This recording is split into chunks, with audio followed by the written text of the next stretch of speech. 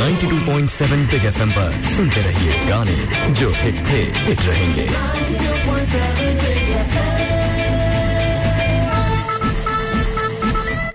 This hour of Unibic Breakfast Show with RJ Siddharth presented by Unibic Multigrain Breakfast Cookies। हम फिल्में क्यों देखते हैं, हम गाने क्यों सुनते हैं, हम कविताएं क्यों पढ़ते हैं, हम किताबें क्यों पढ़ते हैं, हम लोगों के साथ बैठकर हंसी मजाक क्यों करते हैं? क्योंकि अगर नफरत की कई वजह हो सकती हैं तो प्यार का एक कारण भी काफी है, एक वजह भी काफी है। हम उसी वजह को तलाशते रहते हैं और हमें उसी वजह को तलाशते रहना चाहिए, तभी जिंदगी का मजा है। ये बात अगर कुछ लोगों के दिमाग में बैठ जाए तो मजा आता है दुनिया का, जिंदगी का। यही करते हैं 92.7 बिग एफएम पर हम हर रोज। मैं हूं सिद्धार्थ, आप सुन रहे हैं गाने जो हिट थे, हिट रहेंगे। नमस्कार, सत श्री अकाल, आदाब, खुशामदीद, अ वेरी गुड मॉर्निंग। सुबह के 7 बज चुके हैं। तो बर्थडेज के इस सीजन में कल एक ऐसे लेजेंड की बर्थ एनिवर्सरी है जिन्हें देखकर हमने अपना पैर थिरकाना सीखा, हमारे हाथ घूमने लगे। सही मायने में जिन्हें इंडिया का पहला जेन्युइन रॉक स्टार कहा जा सकता है, शम्मी कपूर साहब की बर्थ एनिवर्सरी एक दिन में तो सिमट नहीं सकती, तो सेलिब्रेशन आज भी चलेगा और कल भी। The first genuine rock star of Hindi cinema, Shammi Kapoor साहब के बारे में जानने को, जैसे कि ये रॉक स्टार का जो खिताब मिला, जो इमेज उन्होंने लिया, वो किस फिल्म से आया? प्लानिंग करके आया या एक्सीडेंटली आ गया? आदित्य राज कपूर साहब, उनके बेटे, बताएंगे हमें। खास तौर पे 92.7 बिग एफएम पर मेरे साथ होने वाले हैं आज 8 से 9 बजे के बीच। और पूरे नवरात्रे में बात करता रहा हूं उन औरतों से जो मिसाल बनी हैं, क्योंकि उन्होंने उस फील्ड में कदम रखा जो मर्दों की जागीरदारी समझी जाती थी एक तरीके से। आज कौसर मुनीर मेरे साथ होने वाली हैं, जानी मानी लिरिसिस्ट, और क्या गजब लिखती हैं। फलक तक चल साथ मेरे, क्या खूबसूरत लाइन्स हैं ये। वो बताएंगी कि क्या वजह है कि अगर हम हिंदी फिल्म इंडस्ट्री का इतिहास देखें तो हार्डली हमें कोई फीमेल लिरिसिस्ट, गीतकार दिखाई देती हैं, और क्या फर्क पड़ता है जब एक फीमेल लिरिसिस्ट गाने लिखती हैं बजाय इसके कि एक मेल लिरिसिस्ट, गीतकार गाने लिखे। तो कौसर मुनीर खासतौर पे मेरे साथ 92.7 बिग एफएम पर आज 9 से 10 बजे के बीच। और अजीब इत्तेफाक होते हैं, कल रात भर यही डिस्कशन चलता रहा और न्यूज फ्लैश होता रहा कि वीरेंद्र सहवाग ने रिटायरमेंट की घोषणा कर दी है इंटरनेशनल क्रिकेट से। लेकिन तभी आधे एक घंटे के अंदर क्लैरिफिकेशन भी आता है वीरेंद्र सहवाग की तरफ से कि नहीं, अभी वो रिटायरमेंट नहीं ले रहे हैं, अभी और खेलना बाकी है शायद। और हम चाहेंगे कि वीरेंद्र सहवाग खेलते रहें, क्योंकि कमाल का एटीट्यूड है, कमाल के प्लेयर हैं। वैसे प्लेयर का मिलना बहुत कम होता है। इत्तेफाक इसलिए क्योंकि आज हम सबके बहुत ही ज्यादा चाहे थे, वीरू का बर्थडे है, वीरेंद्र सहवाग का बर्थडे है। तो wishing Virender Sehwag very very happy birthday. और हम बहुत खुश हैं हम सब कि रिटायरमेंट की जो न्यूज थी वो सही नहीं थी। अभी आप और भी खेलेंगे, और क्या कमाल के प्लेयर हैं। किस प्लेयर को हमने देखा है कि वो 294 पर हो और छक्का मार के अपनी ट्रिपल सेंचुरी पूरी करे? वो ये जज्बा सिर्फ वीरेंद्र सहवाग का हो सकता है। कई रिकॉर्ड्स हैं उनके नाम के, लेकिन सबसे बड़ी बात उनका एटीट्यूड। एकदम बेफिक्र होकर, बिंदास होकर खेलते हैं। ऐसा कर पाना बहुत ही ज्यादा मुश्किल होता है। एक और हसीन इत्तेफाक, क्रिकेट की ही बात करूं तो करीब करीब इसी मिजाज के एक बहुत ही बिंदास प्लेयर, जो जब तक खेलते रहे, बैटिंग करते रहे, उनकी आवाज तक हमने नहीं सुनी, अब क्या बोलते हैं, क्या गुदगुदाते हैं। नवजोत सिंह सिद्धू साहब का भी बर्थडे है। Wishing Navjot Singh Sidhu very very happy birthday. फिलहाल तबीयत थोड़ी नासाज चल रही है, काफी दिनों से हॉस्पिटलाइज्ड भी हैं, लेकिन ट्विटर पे जो फोटोग्राफ्स उनके आते रहते हैं, पिक्चर्स आते रहते हैं, ये लगता है कि रिकवर कर रहे हैं। तो जल्दी से जल्दी रिकवर करें, हंसे हंसाएं। सिद्धू साहब, हम सबकी यही दुआ है। कमाल है, बर्थडेज का सीजन कमाल होता है, अक्टूबर का महीना कमाल होता है। आज 20 अक्टूबर है और आज बर्थडे है उस शख्स का जिन्होंने 90s को डिफाइन किया, 90s के रोमांस को डिफाइन किया। कुमार सानू जी की बात कर रहा हूँ। Wishing Kumar Sanu very very happy birthday. अभी हाल में ही 92.7 बिग एफएम के स्टूडियो आए थे और बहुत ही तसल्ली से बात हुई उनकी, और एक बहुत ही मजेदार सवाल उठा। मैं कभी कभी सोचता था कि जैसे तो किशोर दा के कवर भी गाए हैं आपने, उनके गाने गाते रहते हैं, सुनाई भी देते हैं, सारे गाने गा दिए। अगर मैं कहूँ कि रफी साहब का सबसे अच्छा गाना कौन लगता है आपको? रफी साहब का बहुत सारा, रफी साहब का गाने की देखिए ना, मेरा जैसा एक गाना था जब प्यार किसी से होता है, उसमें सारे गाने मेरा था जी, उसमें एक गाना था मदहोश दिल की धड़कन। हो बिखरा जुल्फे सो जाऊं, ये जो है ना, ये रवि साहब का स्टाइल था जी। तो रवि साहब से मैंने वो सब चीजें सीखा था। ठहराव जो होता है ना, कोई गाना जैसा कि आज मौसम बड़ा बेईमान है बड़ा बेईमान है आज मौसम, होने वाला कोई है तूफान है बड़ा तूफान है आज मौसम। और ये मजेदार बात होती है ना कि अक्सर जिन्हें हम किशोर कुमार साहब से रिलेट करते हैं, रफी साहब के भी वो उतने ही बड़े मुरीद हैं। एक बार फिर से wishing Kumar Sanu very very happy birthday. आज 12 बजे आरजे रानी आती हैं, हमारी बिग मेम साहब, वो तसल्ली से बात करने वाली हैं कुमार सानू के बारे में, 90s के प्यार भरे नगमे,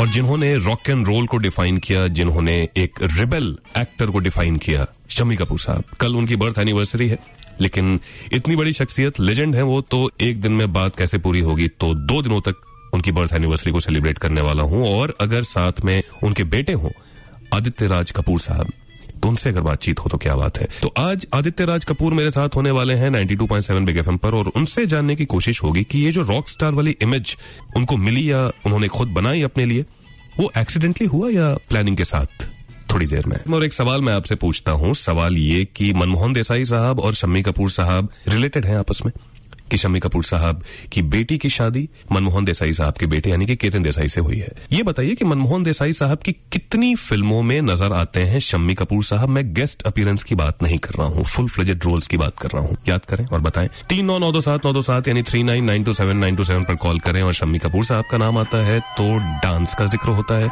नवरात्रि की बात होती है तो डांस का जिक्र होता है। तो अगर गरबा करने का मौका फाल्गुनी पाठक के साथ मिले घाटकोपर गुजराती समाज में, तो क्या बात है। 92.7 बिग एफएम पर बिग बात।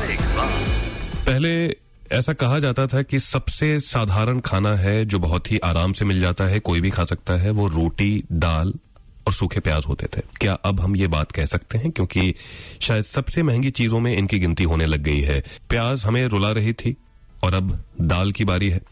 200 रुपए किलो दाल। अब जाकर सरकार सख्ते में आई है। हमारे चीफ मिनिस्टर साहब ने यह ऐलान किया है कि तूर दाल और अरहर दाल की होर्डिंग करता हुआ कोई भी ट्रेडर या व्यापारी पाया जाएगा तो उसके खिलाफ एक्शन लिया जाएगा। 15,000 रुपए पर क्विंटल अभी तूर दाल की कीमत मार्केट में चल रही है, जो कि बहुत ज्यादा है। 200 रुपए किलो दाल, ये कमाल है। ये कैसे हुआ, इसकी भी जांच होनी चाहिए।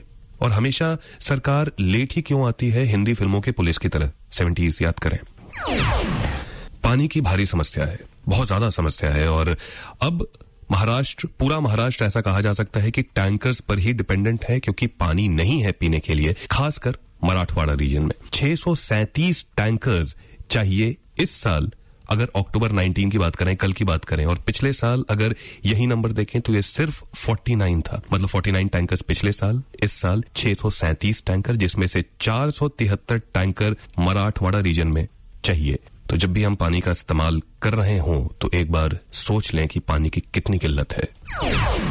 और वीरेंद्र सहवाग ने अभी रिटायरमेंट नहीं लिया है, फिलहाल वो दुबई में हैं। और कल ये न्यूज ट्रेंड कर रहा था, न्यूज चैनल्स पर भी, ट्विटर पे भी, सोशल मीडिया पर भी। लेकिन वीरेंद्र सहवाग ने क्लैरिफाई कर दिया है कि अगर उनको रिटायरमेंट अनाउंस करना भी होगा तो वो हिंदुस्तान वापस आकर रिटायरमेंट अनाउंस करेंगे। लेकिन अभी वो रिटायर नहीं हुए हैं, ये अच्छी खबर है। कल the first genuine rock star of Hindi cinema Shammi Kapoor साहब की बर्थ एनिवर्सरी है, तो मैंने सोचा कि आज और कल दोनों दिन उनकी बर्थ एनिवर्सरी को सेलिब्रेट करेंगे, क्योंकि एक दिन में पूरी बात कर पाना बहुत मुश्किल होता है। और अगर शम्मी कपूर साहब के बारे में बात करने के लिए उनके बेटे आदित्य राज कपूर साहब साथ में हो तो क्या बात है। बहुत बहुत स्वागत 92.7 बिग एफएम पर आदित्य आपका। और शम्मी जी की बात करूं तो जो इमेज बनी हुई है हम सबके जहन में, वो एक रिबेल रॉक स्टार की इमेज आती है, जो 60s में हमें शम्मी जी की फिल्मों से पता चलता है। ये पर्पस के साथ बनाई गई थी या बस बन गई थी? वाकई आपने एक नब्ज पकड़ ली बिल्कुल शम्मी जी की, क्योंकि शम्मी जी रिबेल स्टार पैदा नहीं हुए हैं जी। शम्मी जी की करीबन 6-10 पिक्चरें पहली नाकामयाब हुई हैं जी, और वो बहुत मायूस हो गए थे। उन दिनों उनकी शादी भी हो चुकी थी जी जी। And he was married to Geeta Bali ji, जो मेरी माँ है जी। वो एक बहुत ही बड़ी एक्ट्रेस थी अपने जमाने की। जी, वो सुपरस्टार थी उस जमाने की। और उनकी पेयरिंग थी देवानंद साहब के साथ में। वो बाजी जैसी फिल्में। हाँ जी, शम्मी जी की पोजीशन उस वक्त पूरे कपूर फैमिली में इतनी अच्छी भी नहीं थी, क्योंकि उनके बड़े भाई राज कपूर ही सुपरस्टार बन चुके थे। वो फर्स्ट फिल्म कौन सी रही आपके हिसाब से जिससे आपको लगता है कि शम्मी जी का एक जो नया इमेज था वो लोगों को दिखाई दिया? वेल, ये तो सब जानते हैं कि तुम सा नहीं देखो और दिल दे के देखो, पहली 2 पिक्चरें थी, यहाँ से बात शुरू हुई। बट अगर आप शम्मी जी की एक पिक्चर देखें जो ब्लैक एंड व्हाइट की रही है, मेड बाय अनदर डायरेक्टर जिनका नाम है Shakti Samanta, China town. I consider that to be one of Shammi ji most defining films. Correct. Black and white में शम्मी जी ने चाइना टाउन में डबल रोल में जो माइक का काम किया, शायद ही कोई उस जमाने में कर पाए। बार बार देखो, 1000 बार देखो। और कैलकाटा का जो रूप है, करेक्ट, चाइना टाउन का जो खास रूप है, it was very difficult to do and he did it very well. Black and white की picture, very well. I have seen that film. और क्यों प्रोफेसर को बहुत इंपॉर्टेंट फिल्म मानते हैं शम्मी कपूर साहब के करियर में आदित्य राज कपूर साहब, उनके बेटे, जानेंगे आपसे थोड़ी देर में। कल शम्मी कपूर साहब, द लेजेंड शम्मी कपूर साहब की बर्थ एनिवर्सरी है। The rock star, first genuine rock star of Hindi cinema. आज और कल दोनों दिन सेलिब्रेट करूंगा उनकी बर्थ एनिवर्सरी को, और उसमें शरीक हुए मेरे साथ खास तौर पे 92.7 बिग एफएम पर शम्मी कपूर साहब के बेटे आदित्य राज कपूर साहब। तो आदित्य, एक बार फिर से बहुत बहुत स्वागत आपका 92.7 बिग एफएम पर। और अगर उनकी इंपॉर्टेंट फिल्मों की बात करूं, खासकर अर्ली 60s में, तो एक फिल्म जिसके बारे में हम बात कर भी रहे थे, प्रोफेसर 62-63 के आसपास की फिल्म होगी। जंगली के बस बिल्कुल बात वही है। बात रिलीज हुई है। तो जैसे मैं समझता हूँ कि शम्मी जी ने 2 सिक्सर मारे एक साथ में, immediately, one after the other. Right. और उसके बाद तो खैर उनका पूरा करियर एक हैट्रिक जैसा ही चला। जी।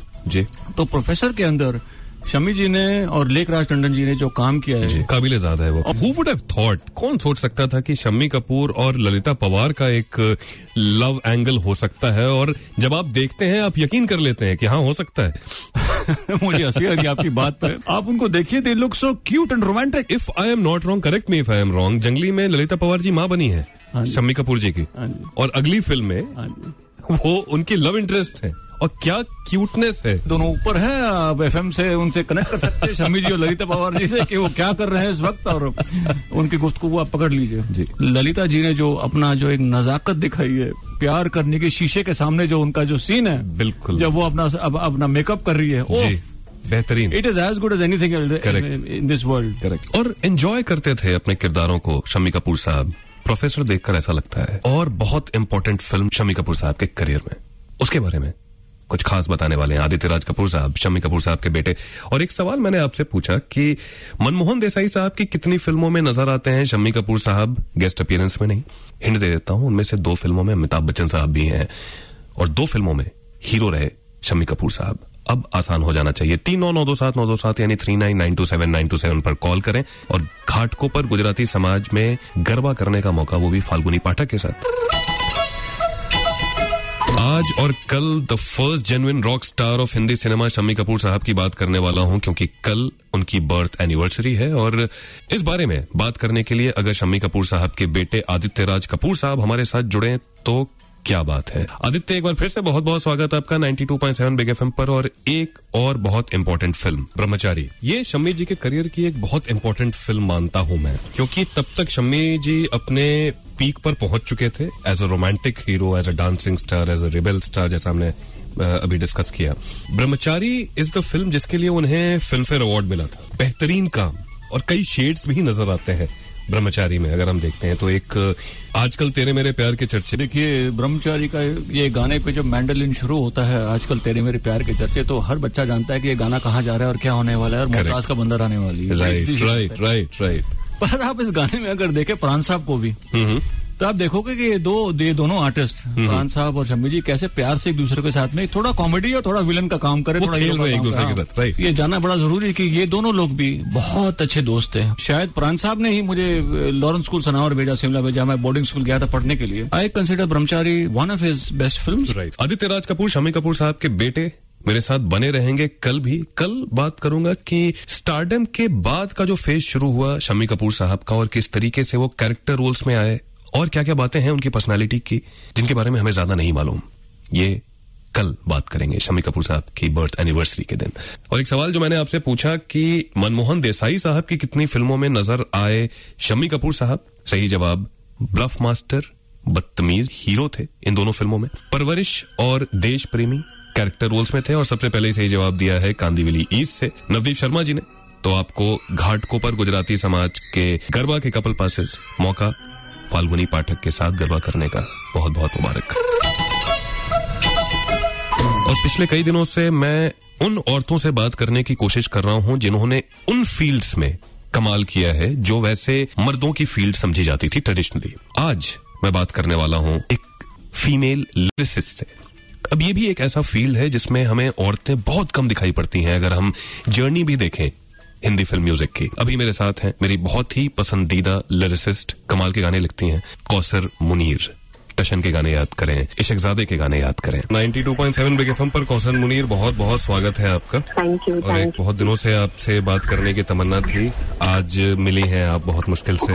Thank you very much. और मैं सुबह ही आपको रेडियो पे सुन रही थी। अरे तो क्या बात है। ये सवाल उठता होगा, एक यही फील्ड ऐसा दिखाई देता है लिरिक्स की अगर बात करूं जिसपे अभी भी मर्दों की जागीरदारी है थोड़ी। ढूंढने की कोशिश भी करें तो हाल फिलहाल में सिर्फ आपका नाम आता है।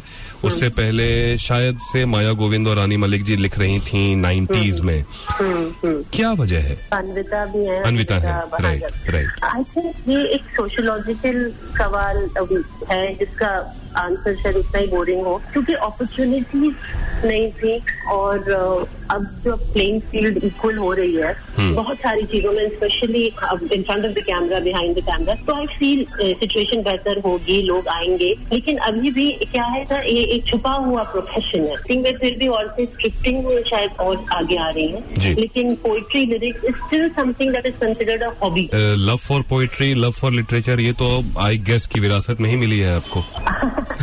या आई सपोज माहौल कुछ था घर का। मेरी दादी उर्दू की राइटर थी, सलमा सिद्दीकी। उनकी शादी बहुत ही महान लेखक, उर्दू के लेखक श्री कृष्ण चंद्र से हुई थी। तो एक तरह से वो माहौल था, तो उर्दू प्रोग्रेसिव राइटर्स मूवमेंट। और बट अनफॉर्चुनेटली फॉर मी वो माहौल मेरे बड़े होते होते नहीं रहा घर में। बहुत मेरे लिए अफसोस की बात है, जिसको मैं अब करेक्ट करना चाहूंगी कि मुझे उर्दू लिखना पढ़ना नहीं आता। लेकिन फिर भी लोग मुझे एसोसिएट करते हैं एक इस लैंग्वेज के साथ, हिंदुस्तानी के साथ। ज्यादा बड़ी बात कहना चाह रही हूँ कि एक माहौल का ऑफकोर्स असर होता है, जेनेटिक असर होता है। और एक ये होता है कि language is no bar. I think मैं अपने इंग्लिश लिटरेचर के थॉट्स हिंदुस्तानी जुबान पे फिट कर देती। और अगर ऐसा कर रही हैं तो कमाल कर रही हैं, क्योंकि गाने सुनकर तो नहीं लगता कि इंग्लिश में सोचती हैं।